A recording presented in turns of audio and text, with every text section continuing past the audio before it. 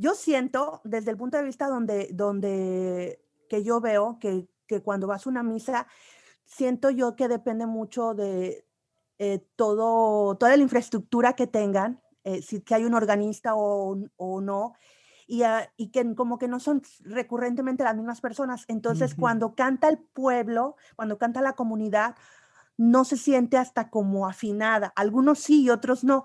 Y la diferencia en los metodistas, presbiterianos, cristianos, bautistas, es que como cada domingo nos vemos la misma comunidad, ya sean 50, 20, 100, 200 personas, cantamos y como que eso ayuda al oído. Ujú.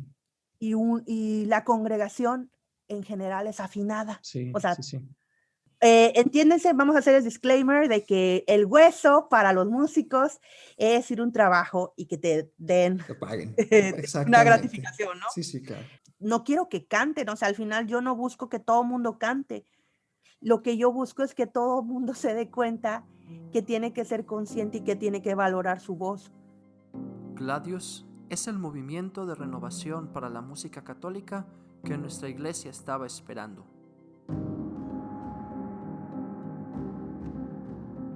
Formación litúrgica, musical y espiritual, repertorio, podcast, música sacra y litúrgica, canto gregoriano, órgano y música coral, todo con el espíritu de la tradición y la frescura de los nuevos tiempos. Gladius es la espada del guerrero, del que lucha por su fe al canto de Viva Cristo Rey, como Ezequiel Huerta, el músico cristero. Bienvenido a Gladius con Fer Vázquez. Amigos, bienvenidos a otro episodio de su podcast Gladius. Yo soy Fer Vázquez y un gusto de estar con ustedes ya en el episodio 28 de nuestra tercera temporada. El día de hoy nos acompaña mi amiga Paloma. Paloma, a quien prefiere que le digan Palomita, es una mujer, esposa y mamá emprendedora digital. Se dedica a ayudar a maestros, coaches y profesionales a comunicar creativamente por medio de sus asesorías, talleres, cursos y distintos servicios. Es maestra de artes, músico de orquesta sinfónica, cantante, copywriter, contadora de historias, streamer, creadora y host de Comunicarte, tanto en su rama de Comunicarte Podcast como de Comunicarte Group. Se define a sí misma como un artista de la comunicación. Le fascina hablar de temas de comunicación, creatividad, artes, música, manejo del cuerpo para comunicar, storytelling, copywriting y por supuesto era una invitada que desde hace mucho tiempo quería que tuviéramos en el podcast.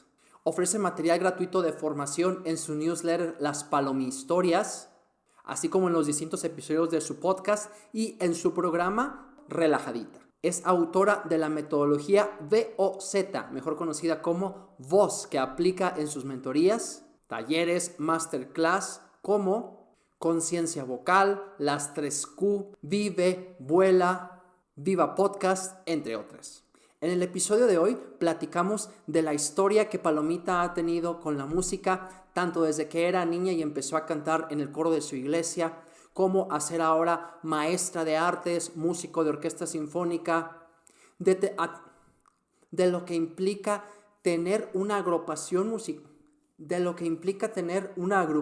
musical que se dedique a ofrecer servicios tanto religiosos para ceremonias religiosas como música para eventos, de cómo ha sido su percepción de la música tanto en el ámbito espiritual como en el ámbito de los negocios de la música.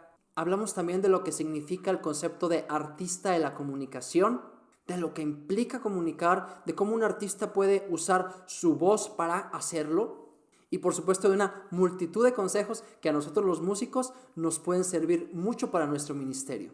Fue un gusto enorme para mí tener a mi amiga Palomita en el podcast y por lo mismo espero que disfruten este episodio. Les voy a compartir todas sus redes en la descripción. La encuentran como Palomita Cops en las distintas redes sociales como Instagram, Facebook, Clubhouse y su proyecto Comunicarte Group en YouTube y en su página de internet. Todos los enlaces estarán en la descripción y bueno, espero que disfruten este episodio. Palomita, bienvenida a tu podcast Gladius. Muchas gracias por el tiempo que nos dedicas, gracias por este ratito de la entrevista. y pues un gusto tenerte con nosotros. Muchas gracias, Fer, por la invitación. No sé qué vaya a pasar hoy, este día en Gladius, pero vamos a darle. No, mira, fíjate que yo tenía muchas ganas de que vinieras porque a mí me da mucho la atención todo este multitasking que tú tienes, esta amplitud enorme de capacidades y de habilidades que tienes. Y bueno, voy a hablar de muchas cosas, pero quisiera empezar por algo. Este término que tú acuñaste, que es muy propio tuyo de artista de la comunicación, ¿no? Este término que tú te das a ti mismo, que tú le das a los que te siguen, artista de la comunicación. Y sé, bueno, que has pasado por todo un proceso, pero yo para crear este concepto o esta idea, ¿no?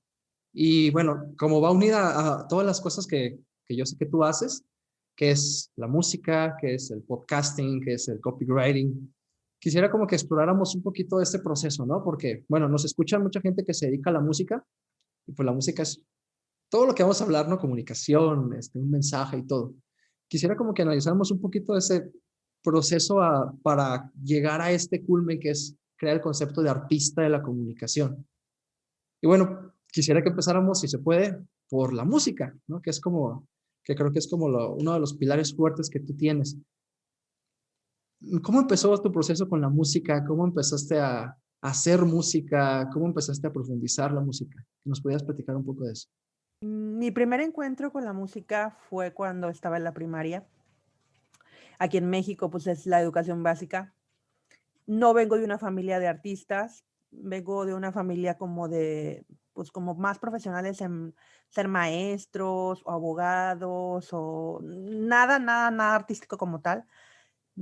Por ahí mi bisabuelo me contaba a mi abuela, que ya no está, pero ella en sus pláticas me decía que su papá había ido a la escuela a Bellas Artes porque ellos eran de México, Ya.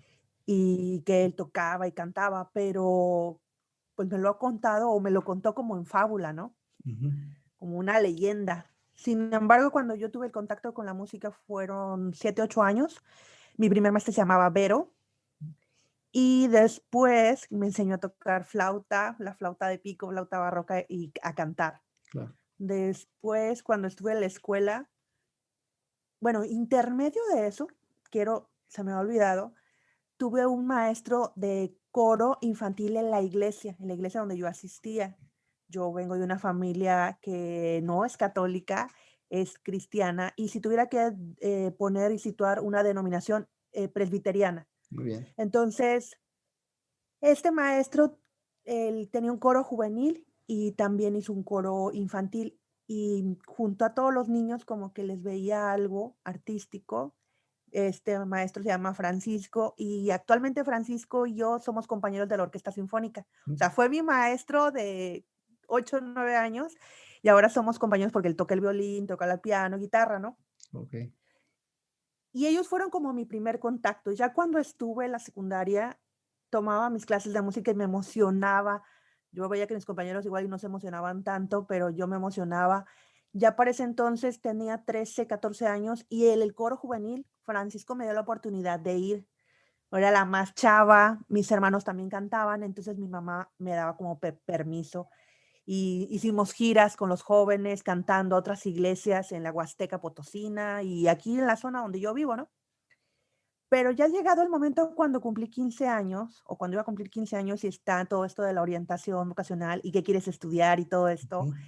pues yo le dije a mi mamá que quería estudiar música y pues no lo vieron así como que muy bien. La típica Y de tuve que algo es más serio, ajá, mejor, ¿no?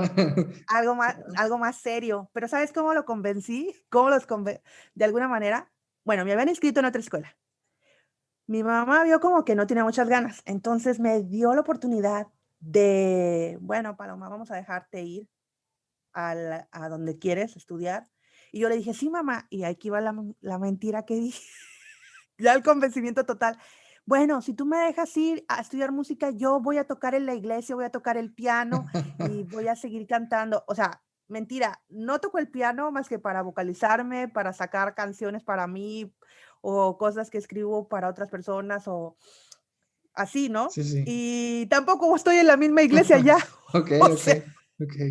Lo que es la vida, ¿no? Pero te sirvió para sí, adentrarte, al final de cuentas. sí, por ahí dicen que uno se tiene que vender muy bien y pues me vendí muy bien ese argumento y ya a partir de que entré a la universidad de los 15 años hasta que salí como 7 años y medio después, la música ha formado parte de mí y de ahí hasta hoy. O sea, toco en una orquesta sinfónica, eh, tengo un grupo musical al lado de mi esposo que también es músico, productor musical y todo esto.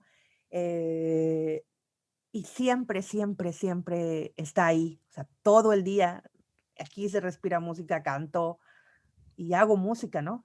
Claro, claro. A ver, perdón, pero antes de avanzar, porque ya hay dos cosas que quiero comentar, porque me llama la atención. Mira, a nosotros aquí en Gladius nos escucha mucha gente católica, que es que en general, pues la audiencia que nos escucha y que bueno, ya tiene bien claro, en una misa se canta así, así, así. Pero, por ejemplo, tú nos decías que de niña ibas al coro infantil, coro juvenil, con tu primer maestro en una iglesia cristiana y que, bueno, también de repente yo sé que también cantas en diferentes o has cantado en diferentes comunidades cristianas, tanto en misas como en diferentes. ¿Cómo es la música en una comunidad cristiana? Es que, o sea, tengo idea y a lo mejor los que nos escuchan, a lo mejor también, pero no, ¿cómo es? O sea, porque acá dicen, bueno, el santo y el cordero, pero eso no se necesita allá. ¿Cómo es la música de una asamblea cristiana? Mira, la verdad es que depende de las denominaciones. Ujú. Cuando dices cristiano es como que el paraguas donde caben todos los demás, metodistas, bautistas, presbiterianos, eh, ecuménicos, carismáticos y todo. Y al lado están los católicos, romanos, apostólicos, ¿no? Sí, Que es de esa, es como esa, una de muchas. ajá, Ajá. es una, ajá, pero acá estamos como que en todos.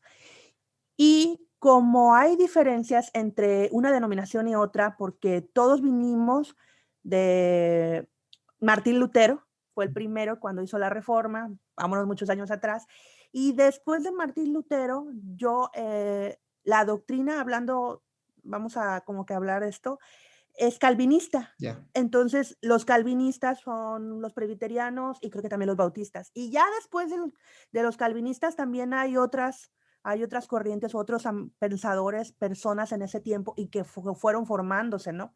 Entonces, la liturgia como tal, si hablamos de lo que se hace en un momento donde tú tienes una conexión y una cercanía con Dios, va a depender de la doctrina de cada uno. Pero en el caso de los bautistas y los presbiterianos, como venimos de Calvino, de Juan Calvino, sí se parece, inclusive los metodistas, somos mucho y ya ahorita ha cambiado porque con todo esto que tenemos ha ido como que transformándose, pero cuando yo era niña de 5 años, yo me recuerdo estar sentada en la banca y había un coro de la iglesia donde cantan himnos. Mm, Y, y si hablamos así de que si tú quieres estudiar para pastor, o sea, como seminario, también existen seminarios, hay claro. una materia que se llama himnología y en esta materia explican para qué sirve cada himno. Y el himnario ha ido evolucionando desde que yo recuerdo que era niña a la fecha. Antes en el himnario tú podrías encontrar cosas que no tenían un sustento bíblico como tal Ujú. y lo cantaban. Iba dentro de, pues, que depende que, cómo poder trasladarlo a una misa católica. En la temporada, En el tiempo litúrgico. en el tiempo Ajá. Ok. litúrgico, bueno, acá también Ya. hay como tiempos litúrgicos y secciones en el himnario que para la familia, que para a los jóvenes, el matrimonio, cuando aceptas al Señor y eres nuevo, tienes una nueva en Cristo y así tiene. Ok. Varían estas liturgias en los himnarios. Oye, perdón que te interrumpa. ¿La gente lo canta? ¿La gente tiene su himnario? ¿La gente lo sabe? ¿O es del coro? Antes siempre toda la gente llegaba con Biblia e himnario Ajá. y cantabas, ¿no? Sí. Había y venden actualmente, había y ahora hay actualmente himnarios donde tienes solo la pura letra Mm, o la letra y música.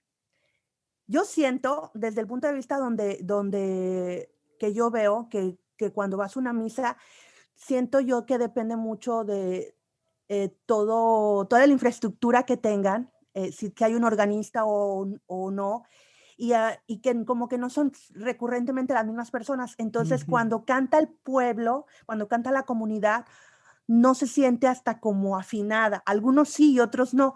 Y la diferencia en los metodistas, presbiterianos, cristianos, bautistas, es que como cada domingo nos vemos la misma comunidad, ya sean 50, 20, 100, 200 personas, cantamos y como que eso ayuda al oído. Ujú.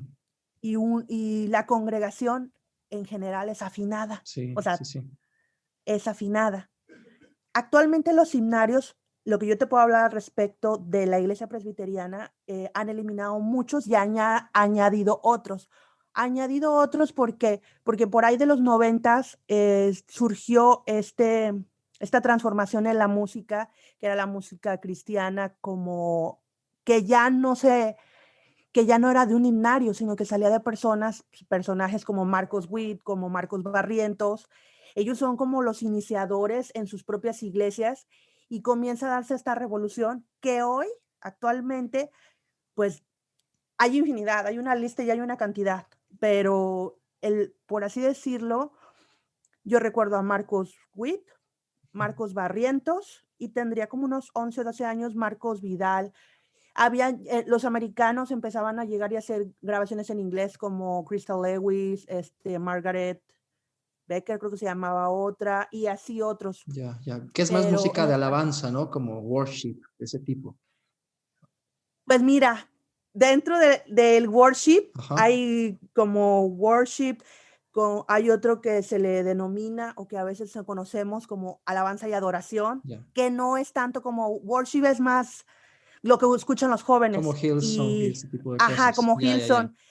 Y, y en el estilo que en mucho tiempo se llamó alabanza y adoración, era como algo más estructurado, como algo que tenía más carnita, como dicen por ahí el Ya, profe. sí, sí. Sí, o sea, no era como 2 acordes y ritmo y tan, no, o sea, sí eran cosas más estructuradas. Lo podemos ver Marcos Vidal, por ejemplo. Ujú, O sea, la música de Marcos Vidal es es totalmente diferente a lo que hace Marcos Witt.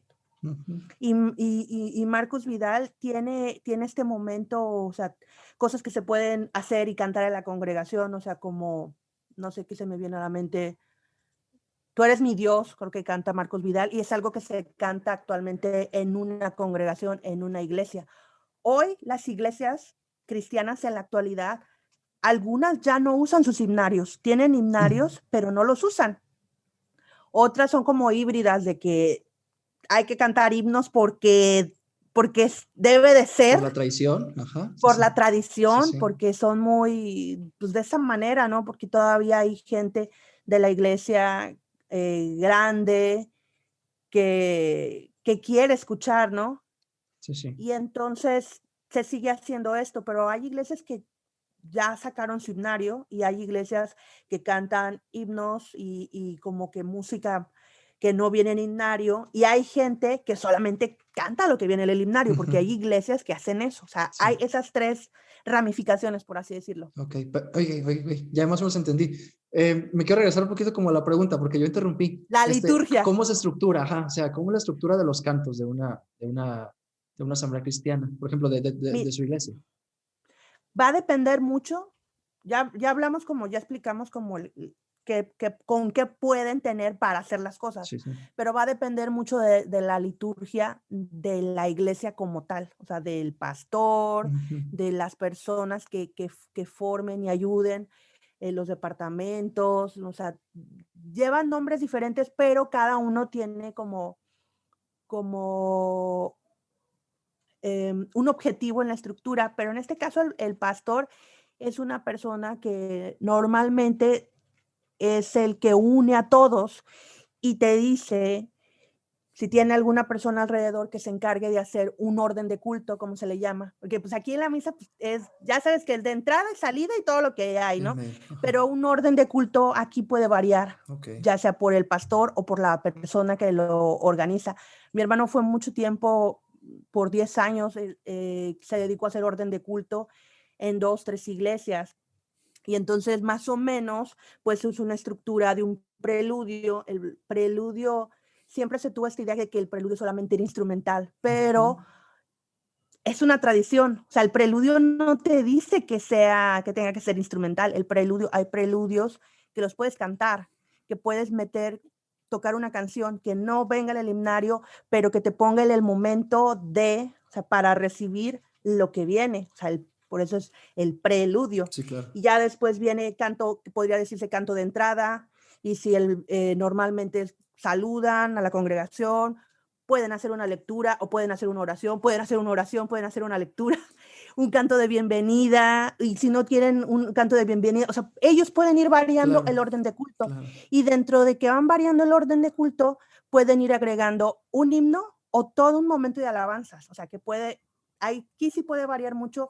Vamos a tener un momento donde vamos a cantarle a Dios, vamos a entregarle, o sea, lo que hagan, y puede ser desde, no sé, 5 minutos hasta he estado en cultos donde se canta 20 minutos, 30 minutos, porque es algo para ellos como importante. O sea, a veces dicen, no, es que los que están en el grupo de alabanza quieren lucirse o quieren, no sé, todo, empieza ya en esa lucha de, no, o sea, lo importante aquí es a lo que venimos, ¿no? Que hablar del Señor. Claro. Pero he escuchado esta idea de pastores donde dicen, bueno, sí, pero con el canto también se alaba, y lo que se dice en el canto también es esa conexión, es esa interacción, es esa relación que tú puedes cantar en tu casa y orar o lo que tú quieras, pero como que el momento cuando vas a una congregación, como el momento cuando estás con otras personas, como el momento que estás ahí, como que estás en tiempo y espacio y sabes que ese tiempo está dedicado para ello, Para ¿no? eso, claro que sí. Ujú. Sí, sí. No, entonces, muchísima comunicación que tiene que haber entre los músicos, el pastor, ¿no? La congregación, planear por adelantado el Sí. orden, como dices tú, el orden del culto. Ujú. Ok.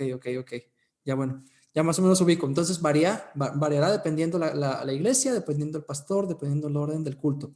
Ok. Me voy a regresar, perdón. Estábamos hablando, me decías que habías comenzado con el coro infantil, coro juvenil, después, bueno, ya tus estudios, después me dijiste que trabajas en orquesta, ¿verdad? Pero yo quería hablar acerca de algo. Ahorita que ya empezamos a moverle a cantar en los distintos cultos. ¿Cómo comienza tu agrupación? Bueno, tienes una agrupación, Ensamble Vivace, que también trabaja para ceremonias religiosas, ¿no? ¿Cómo es el paso de Palomita bueno, que se dedica a la música y que después crea también, que también es una empresa, los negocios de la música de alguna manera, el empezar a ofrecer servicios como músicos profesionales? ¿Cómo empieza este proceso? ¿Cómo empieza el proceso de Ensamble Vivace? Cuando yo tenía 15 años y entré a la facultad, sabía que había un maestro de canto que era muy bueno y que daba coro y que todos desean que tenía un coro que cantaba en iglesias y que iba a huesos. Ajá. De un coro de una iglesia, pero era un coro católico. Okay. Entiéndense, vamos a hacer el disclaimer de que el hueso para los músicos es ir a un trabajo y que te den Que paguen. una Exactamente. gratificación, ¿no? Sí, claro. Entonces, el maestro tenía la mayor parte de su coro, eran alumnos y gente del coro de la iglesia donde se ensayaba. Uh-huh. Y estaba siempre ocupado. Yo entré en agosto y creo que tuve contacto con él hasta octubre para que él me escuchara en tiempos y yo quería que él me diera clases. Me daba clases de coro. Yo tenía, creo que, no miento, el maestro no me daba clases de coro. Tenía otro maestro de coro y tenía que andar viendo a ver si el maestro me aceptaba en su coro o el que fuera de la universidad o el de la iglesia. Total que un día sí me lo encuentro y le pido este chance. Me dice, bueno, cántate algo, ¿qué vas a cantar? No canté algo cristiano, canté a los Platters en español. Y cuando canté a los Platters me dijo, ¿dónde habías estado? O sea, ¿cuándo entraste a la facultad? Ok, le dije, maestro, tengo desde agosto buscándolo, pero pues no tenía chance. Entonces él me dijo, no, tienes que venir a mi ensayo. Y en aquel entonces los ensayos del maestro eran los sábados de 1 a 3 en una iglesia de Ciudad Madero, que la iglesia del Sagrado Corazón. Y ahí, mientras nosotros ensayábamos, siempre la gente que trabajaba ahí, los catequistas corrían porque había niños, la oficina estaba abierta, acomodaban todo porque iba a haber misa de alguna boda, 15 años, si iba cambiando, si era Pascua, temporada de Pascua, estaba Navidad, así se hacía todo, y mientras nosotros tratando de concentrarnos, aprendiendo el coro, aprendiendo si teníamos que ir a un hueso o ensayar por ensayar, que se tenía que ensayar siempre, en Gloria de Vivaldi, Aleluya de Händel, la Gloria de Dios de Beethoven, y todo lo más que viene en la misa, y cosas que el maestro había escrito o que otras personas allegadas a él le habían dado para que nosotros cantáramos en el coro. Y siempre se acababa a las 3 y decía, córranle porque ya tenemos hueso ahorita a las 4 o 5 o así. Entonces a veces no alcanzaba yo a llegar a mi casa, me salía, yo recuerdo que mis sábados eran levantarme a las 8 de la mañana, ir a la facultad, los primeros semestres, los primeros 4 porque tomaba clases de piano y yo no era buena, no tenía piano, entonces tenía que irme a practicar en los cubículos de la facultad, piano, y luego ya traía mi mochila porque tenía que ir al ensayo, me llevaba mi lonche, acabábamos el ensayo, me cambiaba para ir al hueso y hasta la noche que llegaba a mi casa a las 10 porque eran fácil 5 huesos en el día, que el maestro, en aquel entonces solamente estaba el maestro Elías Argot, José Elías Argot Rico, y otro maestro que se apellidaba el maestro Hurtado, y tenían 2 coros diferentes. Y había muchos organistas que ellos cantaban solos, pero el maestro Elías, que él viene de San Luis, su papá fue también organista de Iglesias de San Luis y cantante, y nos platicaba todo esto de todo lo que hacía su papá, que cuando iban a los huesos nada más le daban un papel al que iba en ese rato y léelo a primera vista y se acabó el hueso, bueno, ya, llévatelo, porque no le puedes sacar, bueno, ni copia, porque en ese entonces no se podía sacar copia. Y el maestro también tenía esa onda un poquito, pero no tanto con los del coro, como que los del coro ya éramos sus allegados, sus alumnos. Cuando salíamos a veces del ensayo, porque hubo un momento que lo cambiamos y lo hacíamos los jueves, martes y jueves de 8 a 10 de la noche. Entonces cuando ya salíamos con un chorro de hambre y el maestro nos invitaba a las tortas. El maestro daba su vida por el canto, claro, y daba su vida por el canto coral. Entonces yo le aprendí mucho. Esos primeros años, en diciembre yo hice mi primer concierto solista cantando Noche de Paz con orquesta sinfónica y con todas las personas, pero también me tocó cantar, por ejemplo, sabed que una virgen concebirá, y como eso es un chorro. Y esto le aprendí mucho al maestro, que por ejemplo, las misas, ahí nos dábamos cuenta cuando la gente va solamente como por compromiso a la misa, ¿no? Porque va a la boda o a los 15 años, porque la gente no sabía cuándo pararse, no sabía cuándo sentarse, no sabía qué hacer. Sí. Entonces, sucede. nosotros... Hasta la fecha sucede. Hasta la fecha sucede. Sí, hasta la fecha, ¿no? Regresando al punto, de cuando llegó Ensamble Vivace, yo ya había pasado todo ese tiempo. Yo entré en el 97 con el maestro a cantar, en el 99 empecé a cantar en ópera por parte de la escuela, y el maestro dijo, váyanse porque van a aprender, van a conocer gente de Bellas Artes, van a aprender mucho, y ahí tuve contacto con mucha gente, cantantes de Monterrey, cantantes de México, que les aprendías un chorro sus experiencias, y ibas y les preguntabas y te decían todo esto. El maestro, por ejemplo, Jesús Huaste, que es un maestro que es muy conocido pues a nivel nacional, porque es un cantante que ha hecho muchas producciones.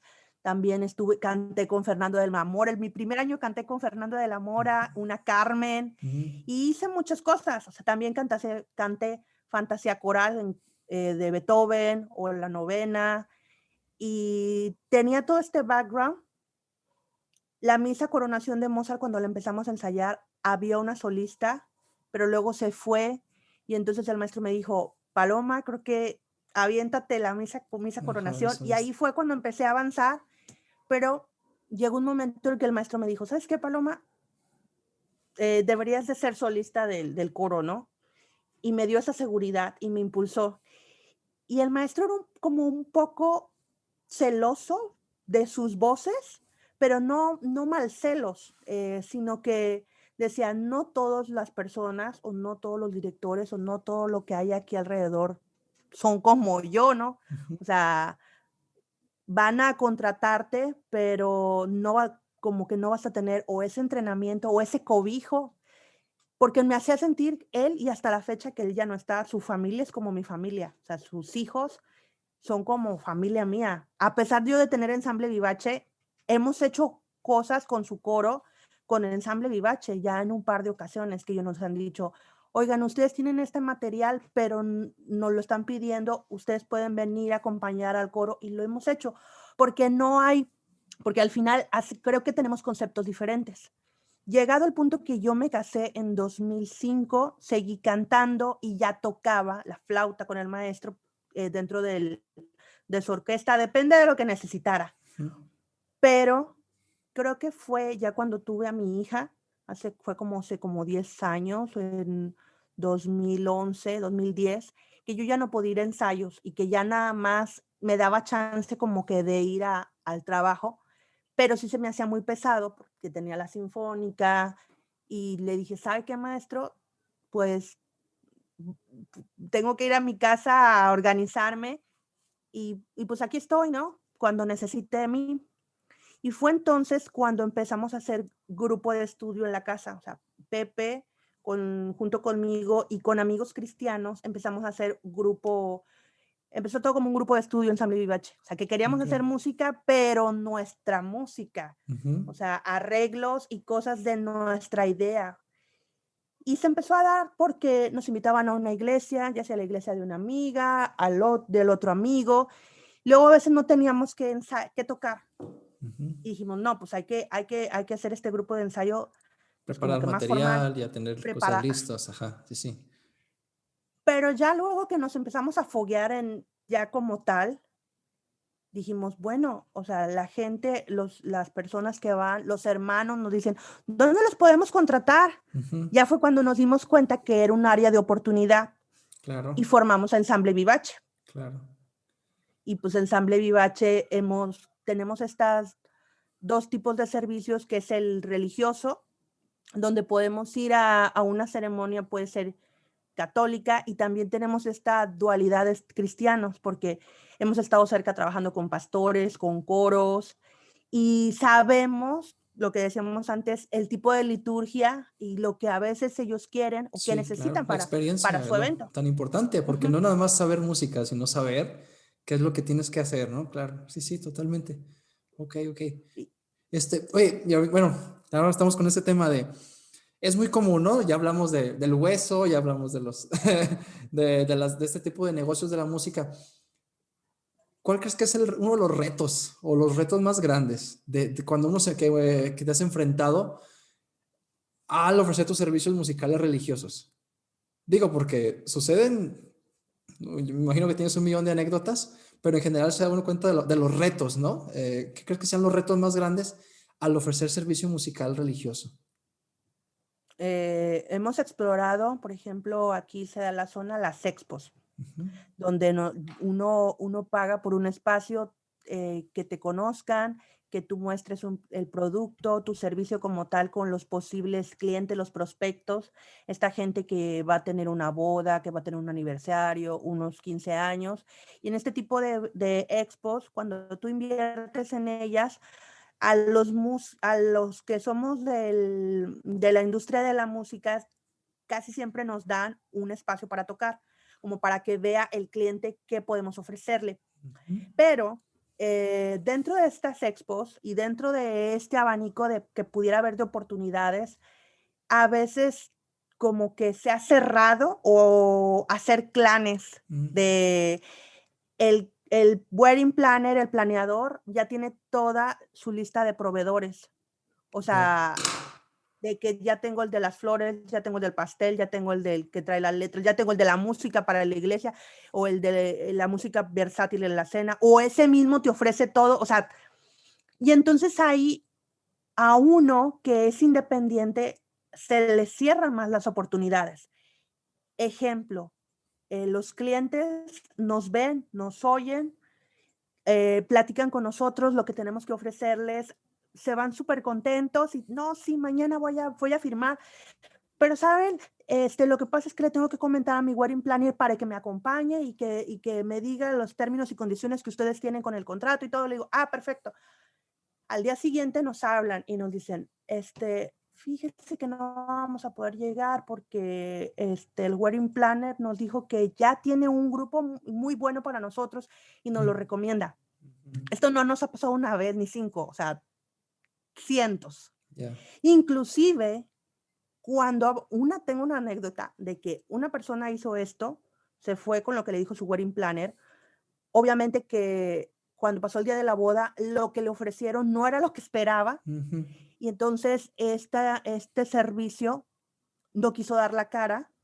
Ella pidió una explicación a la clienta y no quisieron. Me vuelve a hablar la chica, porque tenía mi número, y me dijo, yo sé que usted conoce a tal servicio y si quisiera saber si tiene ese número, si me puede ayudar con esto. Y ya fue que me dijo todo lo que había pasado y le dije, la verdad, sí lo conozco, y es bueno su trabajo, o sea, porque tampoco yo al final yo no puedo decir algo porque estamos todos en el mismo barco, sí, no ¿no? vas a quemar a alguien, ¿no? Pues. Sí, O sea, sí, sí. Entonces yo le dije, no, desafortunadamente no tengo su teléfono, pero pues sigue intentando llamarle, ¿no? Y aquí es cuando te das cuenta de que si la decisión del cliente fue de él o fue de alguien más persuadido por X, Y, Z razones. Claro. Que sí, ya sería otro tema. Sí, sí, sí. No, sí, las mafias, bueno, que se dan en todos lados, ¿no? Digo, por ponerles un nombre ya. Sí, ¿no? Las mafias, las influencias, los contactos. Pero te pregunto de este aspecto de las ceremonias y del ofrecer los servicios musicales, porque es algo que muchos pues hemos experimentado y que es muy común, ¿no? Cantar una boda, cantar unos 15 años acá en el aspecto católico, y enfrentarse con multitud de problemas, ¿no? Sí, pero nosotros, por ejemplo, o sea, entras a comunicartegroup.com y después de ahí está la barra de qué servicio quieres. Bueno, en la barra principal están los servicios que te podemos ofrecer. Está el del grupo, te vas a la página del grupo, o sea, le das clic en Ensamble Vivace y ahí te da todo lo que hemos hecho, dónde hemos tocado, cómo te podemos ayudar, o sea, todo, o sea, dándole esta seriedad, dándole esta profesionalización Claro, que queremos.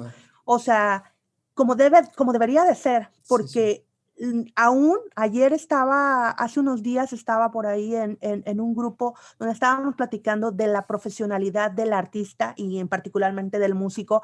Todavía se tienen estos sesgos, estas ideas de que el músico es un borracho, uno que le puedes pagar 5 pesos o que no le puedes pagar. ¡Ay, eres músico! Tocas todos los instrumentos, cántame. O sea, todavía anda por ahí ese halo, esas ideas. Y yo cuando me di cuenta de todo esto, yo dije, no, yo tengo que darle formalidad. O sea, los contratos que nosotros tenemos, por ejemplo, son revisados por un abogado. Les decimos, si tiene alguna duda, traiga a su wedding planner, a su mejor amigo, a su sea. O sea, no lo estamos... Estos 5 personas que ve usted son las mismas 5 personas que le van a tocar.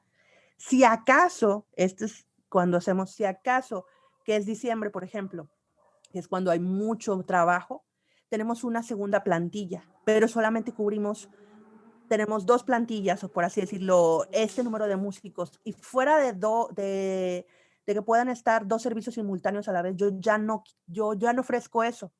¿Por qué? Porque yo sé y yo confío plenamente en cada uno de los músicos que trabaja conmigo. Claro. Porque lo que nosotros hacemos, lo que está escrito con un grado de dificultad, tengo que decirlo, porque así son las cosas, que no es la música que te bajas y te descargas desde la llave.com o no sé cómo se llama, la clave. De acuerdo. No es eso. O sea, lo que está escrito con nosotros inclusive la misa, cuando ellos escuchan Cordero de Dios, cuando escuchan el Santo, tú has escuchado nuestros videos, claro, los arreglos que que tienen. no, los arreglos que tenemos son diferentes. La gente voltea como que se saca de onda porque están cantando el mismo Santo, Santo, y se quedan como lo que escuchan abajo de ellos no es lo que están acostumbrados a escuchar, o sea, a diario o con otras agrupaciones que se puedan parecer a nosotros. Sí, claro. Ese es simplemente ese hecho del diferenciador. Yo creo que ya es muchísimo más valioso, ¿no? Los dos, tanto el de la seriedad y profesionalismo, como dices tú, con contrato y todo, como el de los arreglos musicales. O sea, hay un nivel completamente distinto. Voy a dejar los enlaces a lo que nos comenta ahorita Palomita. Todos los enlaces están en la descripción de Comunicarte Group y tanto de Palomita Cops como de todos sus proyectos en la descripción del episodio. Bueno, se relaciona mucho con lo que estamos hablando, pero quisiera moverme un poquito hacia otro tema. Porque bueno, yo creo que ya hemos hablado de música en las distintas denominaciones cristianas, en la misa, esto de los negocios al ofrecer servicios. Y bueno, yo creo que un hilo conductor que tiene todo esto, que obviamente es la música, es uno de los puntos que tú te has hecho una experta, que es la voz humana, ¿no? O sea, tú durante muchos años, por supuesto, con todas tus experiencias en el canto, como cantante, ahorita como podcaster y con el arte, precisamente el arte de la comunicación, que es con lo que comenzábamos, tú mismo me he dado cuenta pues que es una experta en el manejo de la voz, ¿no? ¿Cómo llegas entonces, ya hablamos de la música, a hablar de estos términos que a veces que encontramos en tus redes de conciencia vocal?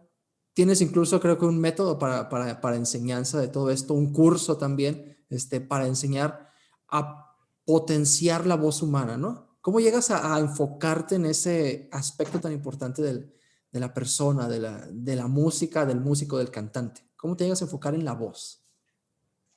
Me di cuenta cuando llegué al mundo digital, que eso yo creo que ya van a ser 5 años. Yo empecé en el mundo digital por accidente. Empecé vendiendo pisos de PVC. Okay. Y entonces, sin instrucción alguna, bajándome una aplicación para editar fotos, y así empecé como cómo se puede vender esto en Facebook, cómo puede ser. Llegó un punto donde conocí el network marketing, o hay gente que lo conoce como multinivel, de servicios.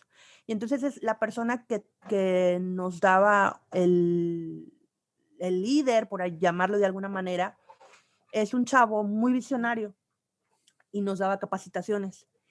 Y una vez, esto se me quedó muy grabado, nos dijo, miren, si yo no puedo entrenarlos o si ustedes no se sienten a gusto conmigo, con mi forma de ser, vayan y busquen un mentor, un curso, algo que les enseñe a mejorarse en lo que quieren para vender su producto o para vender su servicio. Y él es mucho de no ponga los huevos en una sola canasta, o sea, de todo. Entonces, cuando él me dijo eso, haz de cuenta que tuvo todo sentido para mí. Ese tipo de mindset iba conmigo. Y fue ahí donde yo empecé a buscar cursos, donde yo empecé a buscar cómo se hacían estrategias de comunicación, o más bien cómo se hacían estrategias de marketing, cómo se podía vender, la publicidad y todo. Y empecé a escuchar expertos o verlos o pagar cursos, pero me di cuenta de algo. No sabían, la mayoría de ellos no tiene una conciencia de su voz.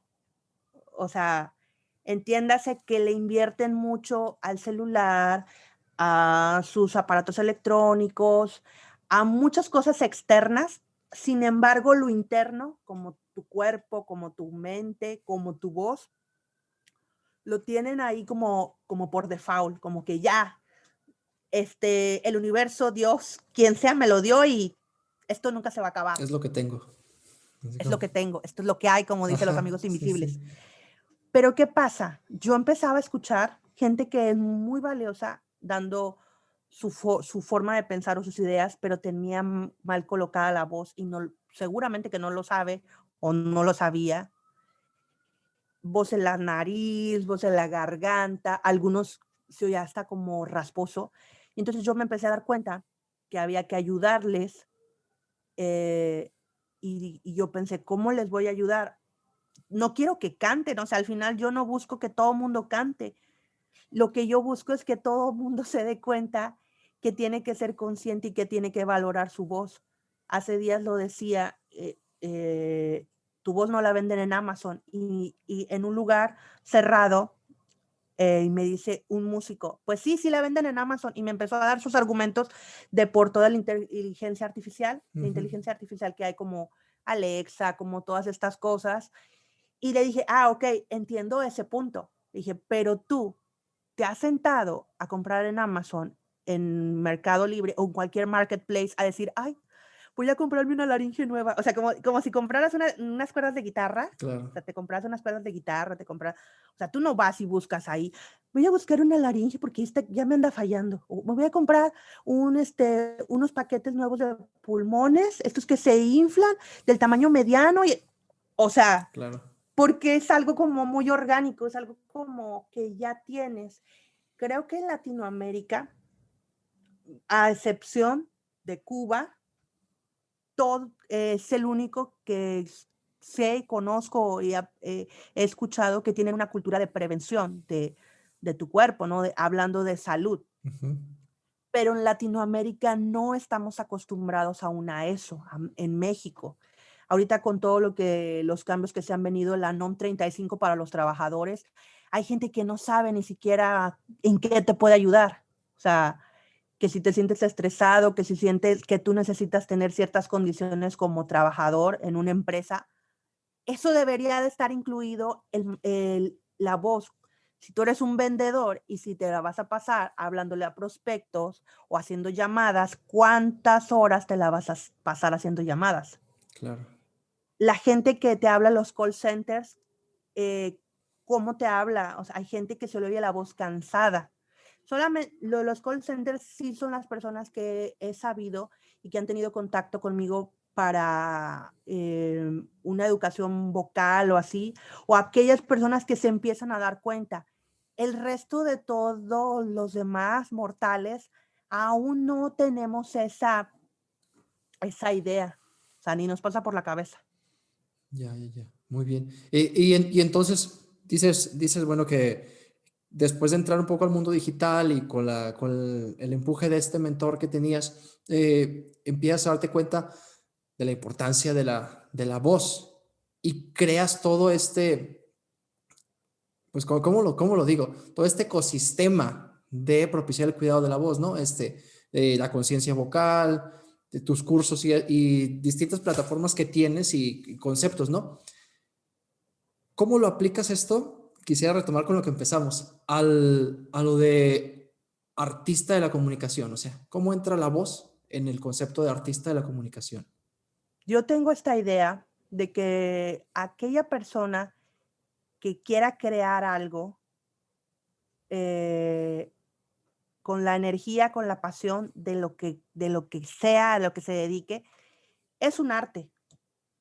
Por ahí, cuando estaba en la universidad, un maestro una vez leyó El arte de comunicar. Era como un libro de una antología. Y hablaba acerca del artesano y del arte.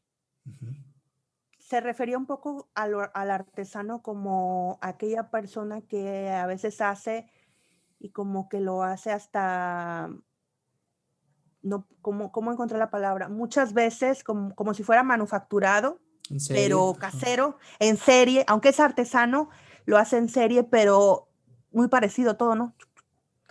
Y en esta lectura de la maestra, yo recuerdo que decía que el arte era un paso más allá. O sea, es cuando tú le tomas el cuidado, cuando checas los detalles, cuando después de haber validado algo y sabes que le falta, le sigues retocando. Y a lo mejor se oye muy perfeccionista. Pudiera sonar. Cuando yo hice mis primeros 3 capítulos de Comunicarte, yo quería que sonara la voz perfecta y que se me oyera con las inflexiones de la voz y que no se me escuchara el aire y que hablara en un tono. Pero al final, con el paso del tiempo y más de 22 episodios, me he dado cuenta que en eso no puede ser. O sea, no puedes estar en un personaje, porque al final se podría caer en cualquier momento y ahí como que se derrumba la credibilidad como persona. Ya no digo ni como microinfluencer, artista, creador digital, como le quieran llamar, podcaster, youtuber. No, o sea, eso va más allá como que con tus valores, con quién eres tú, ¿no? Claro, acabas como fingiendo, como queriendo no ser, no siendo tú, pues, al final de cuentas, ¿no? Ok. Bueno, y ahorita que ya mencionaste, por ejemplo, tu podcast, el podcast de Comunicarte, que también están todos los datos en la descripción. ¿Qué semejanzas o cómo unes todo tu trasfondo de cantante, sobre todo eso de cantante, porque creo que el común denominador es la voz entre la música y el podcast, ¿no? ¿Cómo aplicas todo ese trasfondo de cantante en ahora expresarte en la palabra digital, en la palabra del podcast? A ver, otra vez la pregunta. O sea, es que ¿Cómo, yo sentí muy profunda. ajá, sí. ¿Cómo aplicas todo tu trasfondo de cantante y de manejo de la voz en la realidad del podcast y expresarte ahora en la palabra hablada? ¿Cómo te ayuda? ¿Cuáles crees que sean los puntos que se unen? ¿O las dificultades de uno y de otro? Yo creo que al final no solamente es la voz como tal. Aquí en la casa hablamos mucho de algo que se llama argumentos de la comunicación. ¿Ah? Los argumentos de la comunicación es todo lo que has vivido en tu vida, todas las experiencias que has vivido en tu vida, ya sean académicas o personales, como quieran llamarles, de desarrollo personal, las puedas aplicar en todo lo que haces. Si yo te quiero vender algo y si no tengo miedo o no sé, lo primero que te dicen es que me aterra hablar, nunca he vendido nada. Oye, o sea, alguna vez si tuviste una novia o tuviste un novio que querías quedar bien con él y que te quieres casar, entonces todo el tiempo te estás vendiendo. O sea, ya después cuando te cases, yo no estoy hablando de qué pasará después, pero ese momento recurres a tus argumentos de la comunicación, recurres a toda esa mochila de habilidades, tanto pueden ser blandas o duras, o sea, conocimientos o emociones, y las imprimes ahí. Y yo creo que eso es esa es mi voz, esa es mi idea, esa soy yo en comunicarte. Pero no fue el episodio 1 donde yo me di cuenta. O sea, hay un episodio, por ejemplo, que hablo de vulnerabilidad para comunicar. Uh-huh. Y ahí les explico en ese episodio todo lo que pasé, porque también en el paso de conocer gente, aplicarte, conocer un mentor, tuve una coach de comunicación digital, de marca personal, que me dijo, tienes que ponerte un saco, tienes que ponerte acá, pintarte y la sombra, 7 de la mañana y transmitir todos los días, y tienes que hablar así, y tienes que hablar muy propio, pero yo no soy, o sea, al final, yo no soy así, o sea, yo no me pinto todos los días, aquí no la casa y soy quien soy, o sea, cuando salgo a un concierto de la Sinfónica, me pongo un traje de protocolo porque forma parte de mi trabajo, pero el día a día, y a lo mejor cuando voy al Hueso, pero el día a día yo soy Paloma, la que le gusta el color azul, la que le gusta el color negro, que le encantan los tenis o los tipo estos Crocs de color rosa o de color negro, Uh-huh. y esa es la que tienen que ver, y esa es la que tienen que escuchar en comunicarte, pero me costó llegar como que a ese episodio. Si tú así escuchas, los otros episodios sí fueron como que más tipo script, de yo ir leyendo, sí lo debo de confesar, pero creo que a partir del de vulnerabilidad, todos los palomisodios eran así como de bullet points, y como decimos aquí en México, aviéntate como el borras, y luego ya en la edición, que es el que me dice Pepe, Paloma, o sea, dijiste mucha paja, te quité paja, ¿no? Te dejé lo que debía de ser, pero ha sido un proceso, Claro. ha sido un proceso, te lo debo de decir yo, pues inclusive que soy la coach, la mentora de los artistas de la comunicación, yo también he tenido que vivir esa experiencia. Y sabes que eso sirve para cuando alguien llega conmigo y me dice, o sea, me da miedo si hacer un video, para mi canal de YouTube o para un podcast o para lo que sea. O sea, yo no les estoy vendiendo la idea de que, ay, a mí me ha salido toda la vida súper fácil todo. Ay, no, o sea, soy perfecta. ¿Por qué te voy a vender una perfección cuando también he tenido esas partes, ¿no? O sea, también le he regado. Un proceso, ir creciendo, ir El aprendiendo, proceso. claro. Sí, A sí, veces hay personas que no les gusta mostrar esa parte, que claro. no es la parte bonita. A mí me gusta mostrar la parte real en todo lo que hago. Trato de ser lo más real. Si tú mañana me ves en la calle, que siga siendo esta misma que estoy grabando el episodio del podcast contigo. O sea, el Zoom, en las mentorías que tenemos con el profe, en donde sea que siempre sea lo mismo. Ahorita, por ejemplo, estoy súper enganchada con una app que a muchos les parecerá el Hi, otros Clubhouse. A mí me gusta porque es la voz, porque ahí puedo ir a validar a esa audiencia, esa comunidad o a esa persona que tiene un problema y que llega a mí. Mucho de lo que escucho ahí es lo que viene conmigo cuando entro y dice, Paloma, cuando me piden, me dan la palabra, Me cierra la garganta. se me cierra la garganta. ¿Por qué se me cierra la garganta? Y es gente, es maestra con mucha experiencia, maestros de yoga, gente que tiene bastante trabajo de personas, pero me dicen eso. O sea, yo tengo miedo de hablar, tengo miedo de mostrar mi trabajo. Y por eso me ha servido ahorita esa plataforma para estarlos escuchando, para poder aportar desde mi, pues desde ese camino que he tenido como artista, como diría Julia Camerón. Ok, muy bien, muy bien. Oye, Palomita, y bueno, aprovechando que ahorita salió otra vez el término y como para ir respondiendo a nuestra pregunta inicial, ¿qué es un artista de la comunicación para ti? Quise empezar con ese concepto y ya recorrimos un poquito el camino, tus áreas de experiencia. ¿Quién es un artista de la comunicación para ti? ¿Qué capacidades tiene? ¿Cómo se manifiesta? Porque es un concepto que me encanta. ¿Nos lo puedes explicar un poquito más? La persona que ha venido a este mundo y que tiene vida, que la imagine que es su escenario de un teatro. Y si la vida es un escenario, todos en el escenario, enfrente, porque es tu escenario, tú no vas atrás con los técnicos del escenario, tú estás en medio del escenario, tú eres el artista de la comunicación.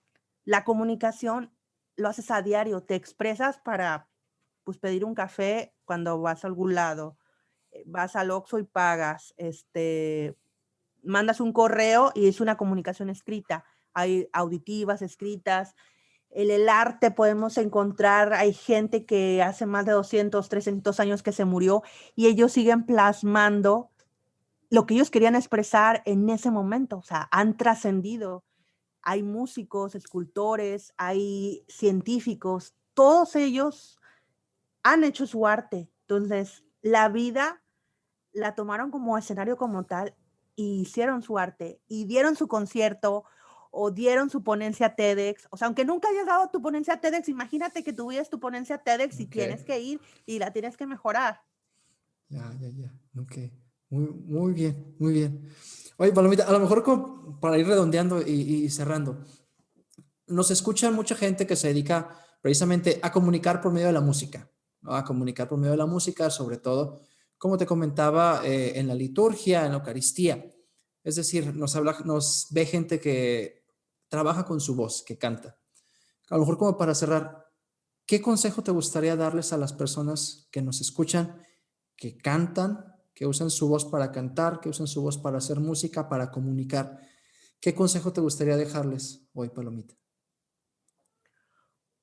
Una es que planifiquen para cuánto tiempo van a invertir en su voz cantando, cuánto tiempo van a invertir en su voz para componer o para inclusive practicar, ¿no? Buscar las herramientas. Hay algunos, por ejemplo, hay algunos organistas que han tomado clases y que a lo mejor ya se quedaron en el pasado. O sea, el canto, la técnica vocal como tal, se está transformando. En México hay nuevas corrientes que hay por ahí, maestros que han llegado, que están dando y están explicando una manera como de ser consciente de tu voz al cantante, que esto no se daba antes, hay muchas escuelas de canto, ¿no? Y no me quiero meter diciendo, ay, esta es la mejor, y no, o sea, mi consejo es la que a ti te vaya bien, la que a ti no te lastime tu cuerpo, que te haga sentir bien cuando terminas el día, que te haga dormir, que no te frustre, es la adecuada. O sea, el maestro que tú encuentres y que salga tu voz y que tú no tengas que cobrar factura años después, es la adecuada. Yo últimamente hace unos años conocí a la maestra que es de técnica Alexander, es la maestra Luis Felán, es maestra de pues no tanto de técnica vocal, sino se enfoca a técnica Alexander, pero es maestra de jazz. Y me ha llamado mucho la atención porque pueden ir a buscar a la maestra Luis. Ella es maestra de cantantes en Bellas Artes, de técnica, y les enseña técnica a Alexander. Yo tomé un curso con ella el año pasado. Era mi sueño y el 2020 me lo regaló porque la maestra siempre se llenaba. Ella es irlandesa, entonces anda mucho en Europa y México. Tiene más de 15 años viviendo aquí, pero no se habían dado los tiempos. La conocí, aprendí mucho de la conciencia del cuerpo, cómo aplicar esta técnica, que es más que nada de que tú te des cuenta de lo que le viene bien a tu cuerpo y por consecuencia a tu voz. O sea, que hay varios factores que son como muy, muy básicos y a veces no nos damos cuenta. Entonces ahí fue como que reconectar tu voz con tu cuerpo, que transmitas emociones. Eso creo que aún no se ha llegado a ese nivel en algunos maestros de canto, en algunas escuelas de canto. Hay por ahí una chica que conozco que vive en Estados Unidos, se llama Brenda Iglesias. Brenda, ella canta ópera, pero también canta música popular. Y yo el otro día platicaba con ella y me decía, es que yo tengo alumnos de canto en Estados Unidos, porque ella está haciendo su maestría y se casó recientemente, como se va a quedar allá, y decía, es que tengo alumnos que cantan hardcore y cosas de... Y dice, cuando vas y los revisas al doctor, son los que tienen las gargantas y la faringe y la laringe más sana. Okay. Cuando tú pudieras pensar que eso que están cantando les está desgraciando la garganta y les está desgastando todo su aparato de fonación, resulta que es lo contrario, porque ellos lo están haciendo desde la conciencia. Ahorita se me olvidó como tal el término que maneja Brenda, pero Brenda de repente hace sus cursos y enseña, y obviamente que los que han tomado clases, esta técnica que ella maneja es como para que tú puedas usar tu voz para ópera, para que tú puedas usar tu voz para teatro musical, para que tú puedas cantar música sacra, popular y todo. Es la misma técnica, ¿no? Mi maestro de canto vive en Jalapa y mi maestro tiene una técnica que es muy parecida a la de Brenda, que él dice, es que esto es lo único de lo que va a salir. O sea, el estilo puede variar y puede haber otras cosas, pero la técnica para todos los estilos es la misma. Y como que eso no está aún tan comprendido, veo yo en algunos compañeros.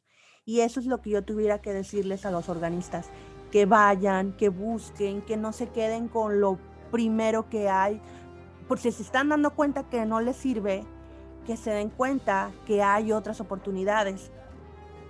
Y bien amigos, ese fue nuestro episodio 28 de su podcast Gladius.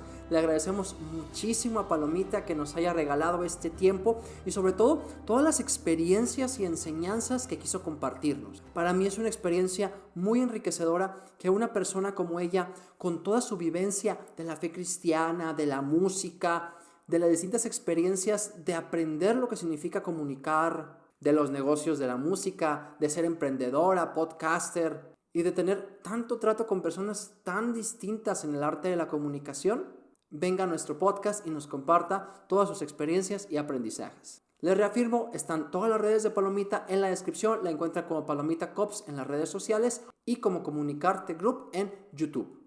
Palomita y yo nos conocimos en la comunidad de Insiders creada por Diego Barrazas, host de Dementes Podcast.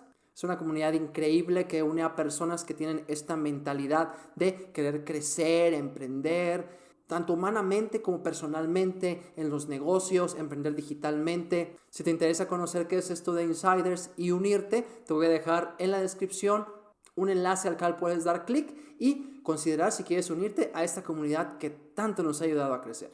No olvides seguirnos en nuestras redes sociales. Nos encuentras en Facebook, Instagram y TikTok como fer.gladiusmc y en YouTube y Facebook como Gladius Música Católica con Fer Vázquez.